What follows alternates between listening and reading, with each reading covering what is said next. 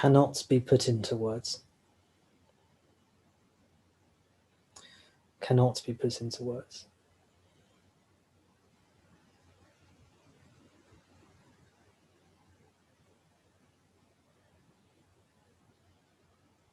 Fully here already.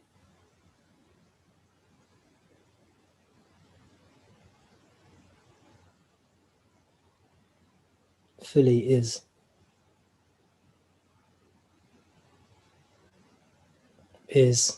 full, totally here, now, always.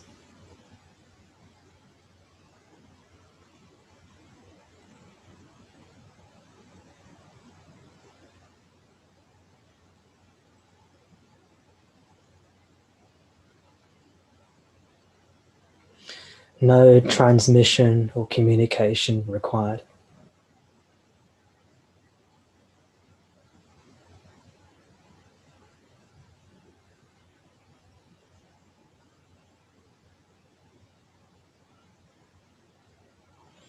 Because it's totally here already.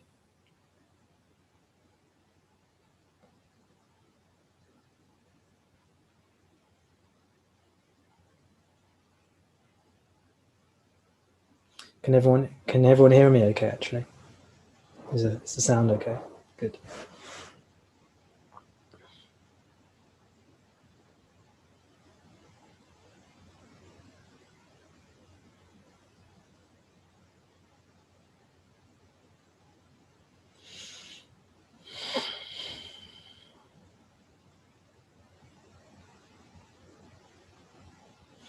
It's beyond attaining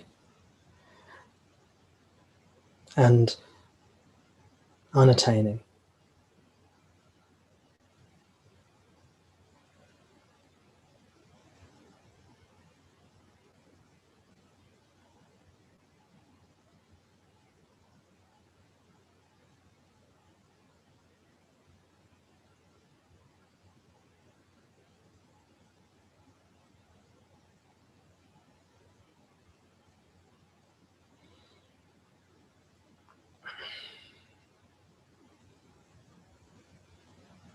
It's always found.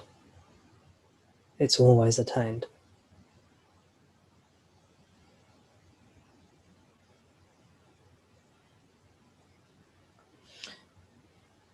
Bless you. And bless you again.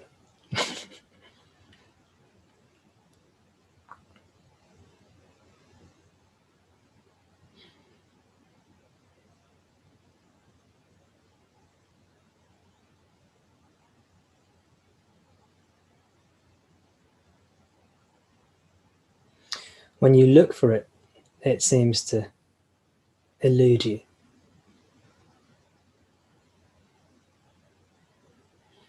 And when you stay still, it reveals itself.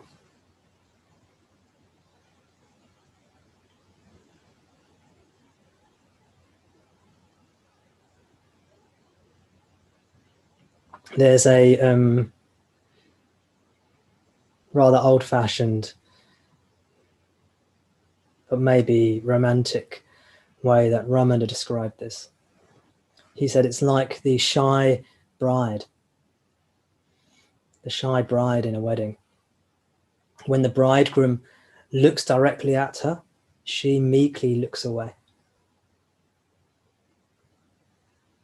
But when the bridegroom looks away from her, she looks over at him.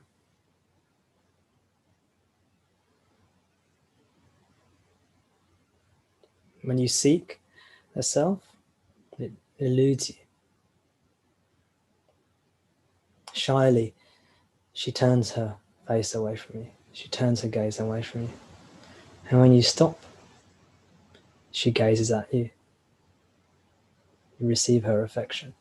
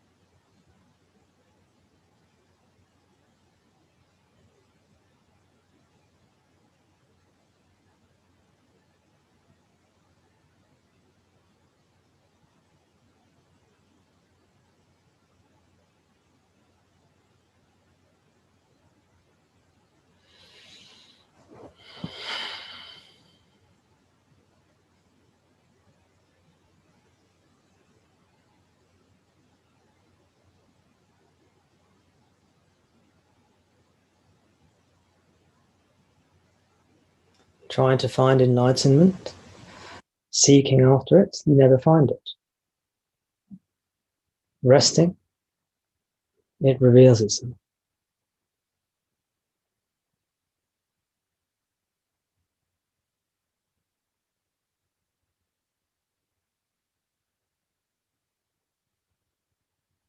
The seeking is the rajas, the rajasic energy. The resting is the peaceful energy, sattva, in which the self reveals itself. And the other energy, if you fall asleep, that's tamas. Yeah, the self will also not be revealed.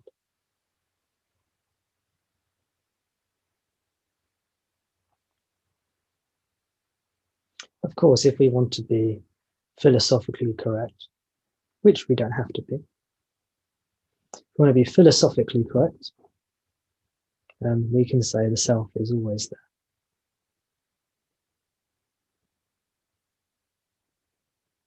But from the point of view of the seeker,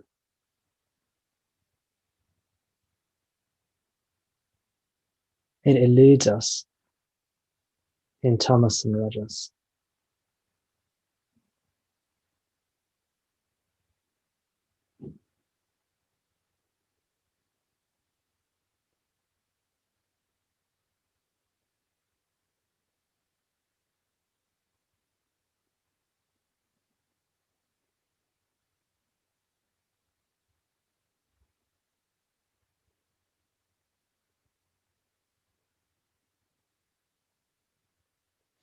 And the eternal, which is what we are, is all-encompassing. All-encompassing. Nothing is not it.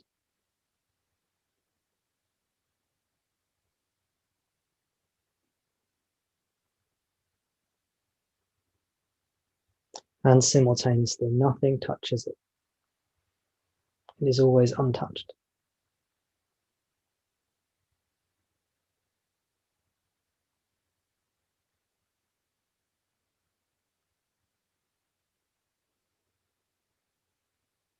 In the Bhagavad Gita, Krishna says to Arjuna, I am in all things.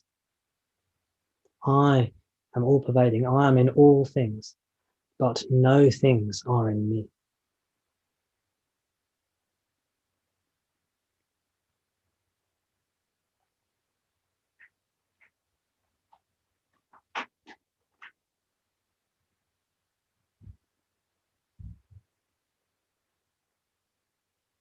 And you could phrase that the opposite way around if you wanted, and it would equally make sense in the reverse way.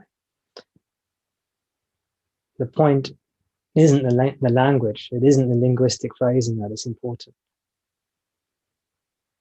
It's showing you something, that what you are is everything. But if you are everything, then maybe if like this top I'm wearing, if I rip this top, does that mean you're ripped? You're destroyed? If I've got a cup and I smash the cup, does that mean the self is damaged? If I get a piece of paper and the self is in the paper, the eternal is in the paper, and then I burn the paper, has the eternal been burnt? No. So none of these things affect the eternal or touch the eternal. The eternal is always untouched, unoffended, unattached, unaffected.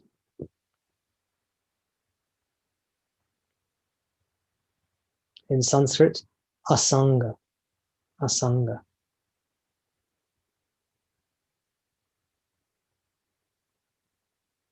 Sangha means attached. It implies togetherness, connection. Asanga. Asanga means unattached.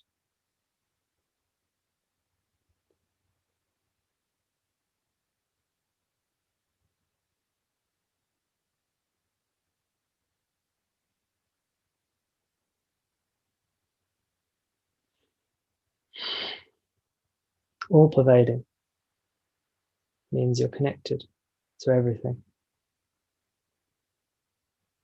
and unattached.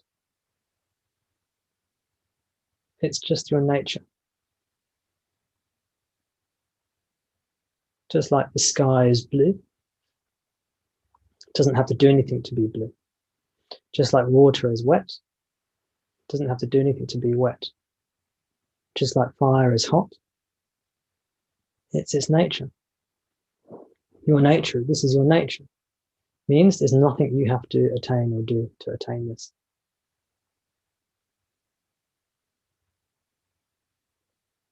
What does water have to do to be wet? What does fire have to do to be hot?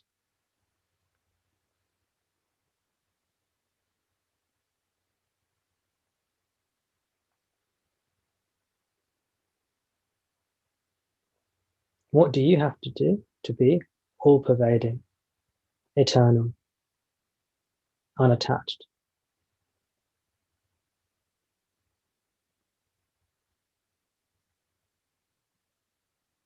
It's your nature.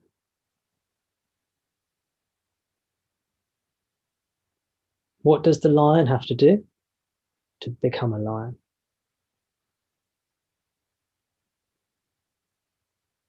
Nothing.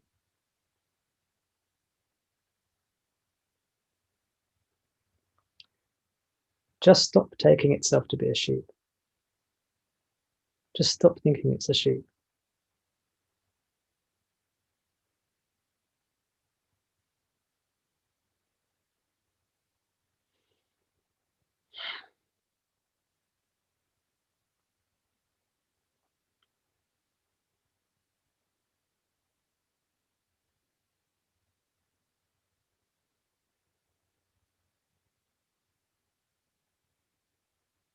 If the lion thinks he's a sheep, or she's a sheep, then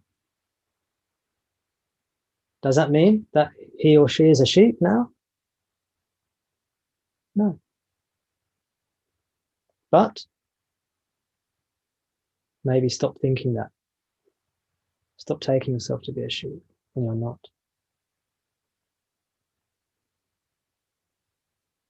Stop taking yourself to be that which you are not. Stop taking yourself to be limited, finite, flesh, bone, name, form, body, mind, doer, thinker.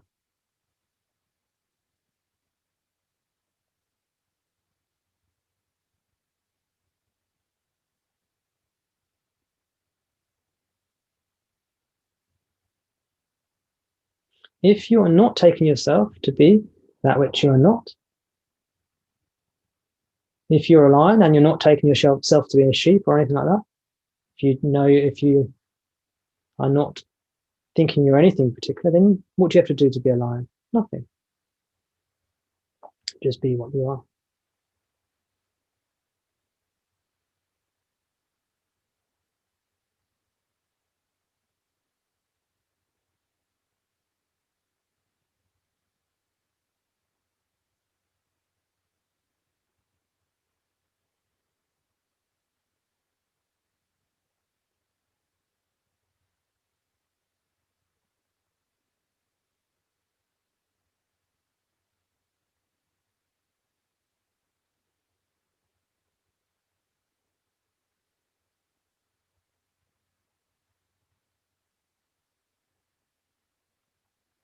What does the sheep have to do to become a lion? There is no sheep or a lion. You just think you're a sheep. Maybe. What does the sheep have to do to become a lion? What does the body-mind have to do to become the self?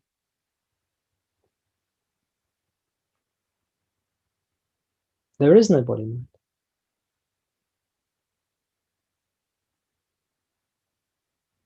It's just the appearance. What does the body-mind have to do to become the self? You're not the body-mind. You're not a sheep. You're the self. You're the lion already. It's just good luck. We're just lucky that this is the nature of the universe, ourself. We happen to be lions, the self.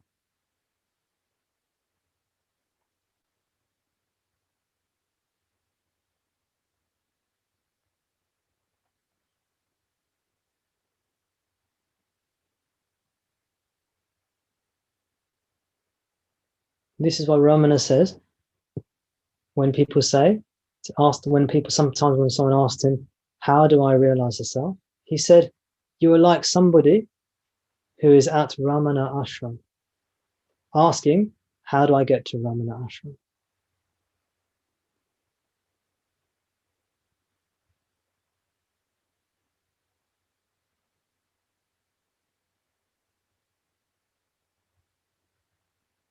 What was he trying to say? What was he telling that person? What was he telling all of us? He said, are there two selves? One self that you think you are, and then you have to become the other one?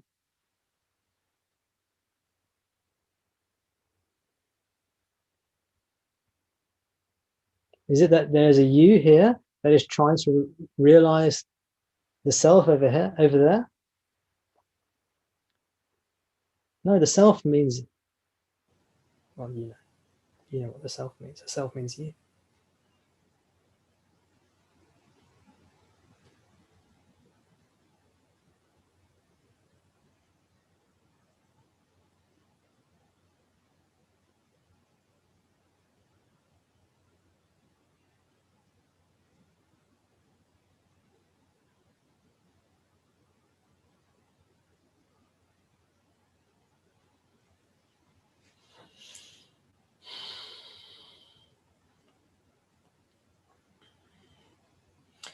You look for the self, she'll turn her gaze away from you.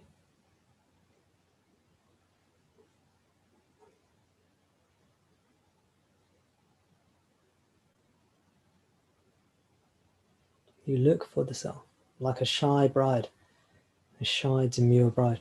She'll turn away from you.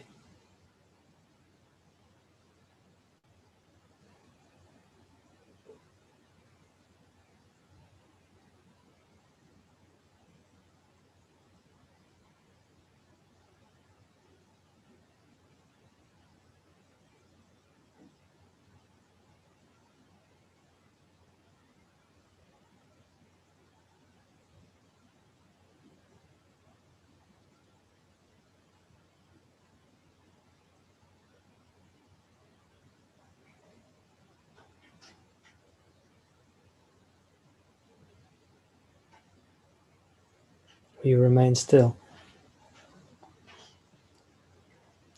She turns her loving gaze towards you. You receive her darshan. You receive her love, affection.